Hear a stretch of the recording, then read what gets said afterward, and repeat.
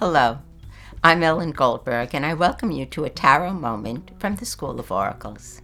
In this segment, we're going to take a look at the Empress, and what a pleasure it is to look at her because she is pleasure itself. This card is ruled by Venus. Her letter is Dalet in Hebrew, which means the door, and she is the door of life and the door to creativity. In fact, the intelligence given to Dalet is called the illuminating intelligence, for imagination illuminates the mind.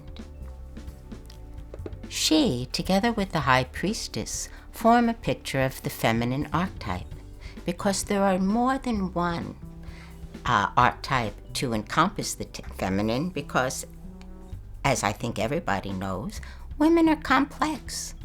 The High Priestess was more virginal, secluded, and belonged with all those wonderful moon goddesses like Isis or Diana.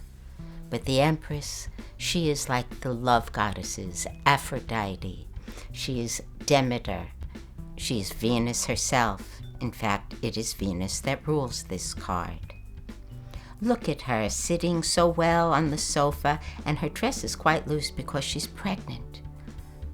The third sphere on the tree of life, Binah, gives birth to the entire tree. In fact, this card is associated with birthing things. The name of the number 3 is multiplication. And all through life, all through cultures, they have understood there is something very special about the number 3. Pythagoras called it the first real number because the others, the ones that came before, were only essences. Lao Tzu, in the DLTh, says 1 engenders 2, 2 engenders 3, and 3 engenders all things. We see her sitting beside a waterfall, and you know that comes from the gown of the High Priestess, and we see her with wheat in front of her.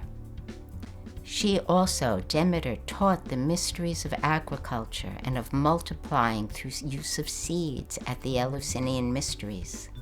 The crown of stars on her head associates her with the woman in the book of Revelation when they said, "And there appeared in the sky a great wonder, a woman crowned with the stars and with the moon at her feet."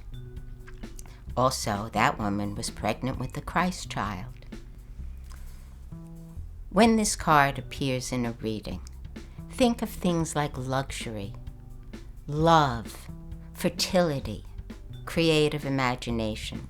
In fact, just meditating on this card, letting your eyes gaze at it for 5 minutes at a time, will encourage these things. This is a card filled with fecundity. It's producing, and it will enrich you. When it's on its lower polarity, however, there's a lot of dissipation. Too much pleasure. Maybe too many ideas that one actually doesn't even do anything with. Maybe a misuse of the pleasure principle. Or a closed creative channel. Make use of the Empress in your reading and enjoy the presence of her in your life. For the School of Oracles, this is Ellen Goldberg. Bye for now.